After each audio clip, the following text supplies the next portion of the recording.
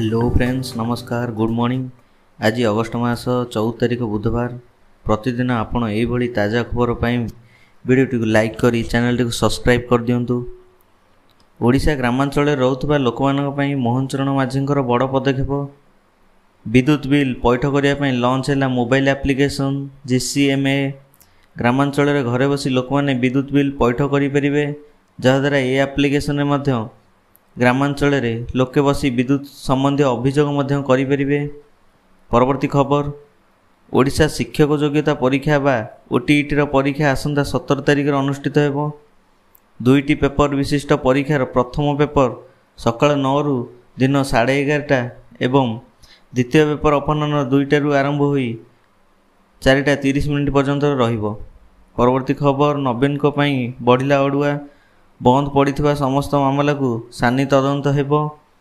नवदास मामलार पुणी तदंत हेबो। सेहीपरि स्वामी लक्ष्मणानंद सरस्वती मामला खोल। ममता मेहर मामला खोल बोली आईन मंत्री पृथ्वीराज हरिचंदन सूचना देइछन्ति। परवर्ती खबर, बांग्लादेश रे हिंदू जनसंख्या केवल 8% रही।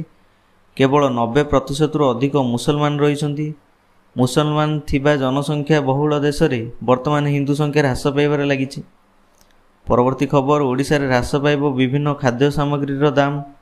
कारण चलित वर्ष राज्य में खुचुरा मुद्रा स्थिति 7% रु ह्रास पाई 4.83% को खसी आसी। फल अन्य राज्य अपेक्षा ओडिशा रे खाद्य पदार्थ सस्ता रहिबो बोली खबर मिली। परवर्ती खबर, ओडिशा रे बंद हो कि भांग और गंजेई। मादक द्रव्य सामिल है भांग गंजेई। एने राज्य अबकारी विभाग पक्षर सूचना मिली। कारण गंजेई और भांग द्वारा विशृंखला सृष्टि होउछि एवं निजर हिताहित ज्ञान हराउछन्ति। तेणु गंजेई और भांग को मादक द्रव्य सामिल करिसेंति अबकारी विभाग। परवर्ती खबर, भारतर जनसंख्या 152 कोटी पार हेबो। केंद्र सरकार रिपोर्ट अनुसार 2036 मसीहा सुधा 150 कोटी पार हेबो बोली आकलन कराଯାଇଛି। बढ़ीजिवो वृद्ध लोकों संख्या एवं ह्रास पाइब 15 वर्ष कम लोकों संख्या। परवर्ती खबर, केंद्र मंत्री नीतीश गडकरी को भेटिबा पर घोषणा कले मुख्यमंत्री मोहन चरण माझी।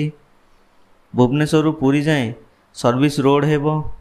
वर्तमान 4 लेन विशिष्ट यह रास्ता को 6 लेन विशिष्ट करा जिवो। एथिपई सरकार 1800 कोटी टंका खर्च करिवे बोली खबर मिली। परवर्ती खबर, पुणी आरंभ हेबो वर्षा। आहुरी 4 दिन लगी रहिबो वर्षा। उत्तर ओडिशा को हाई अलर्ट कला पाणीपाग विभाग।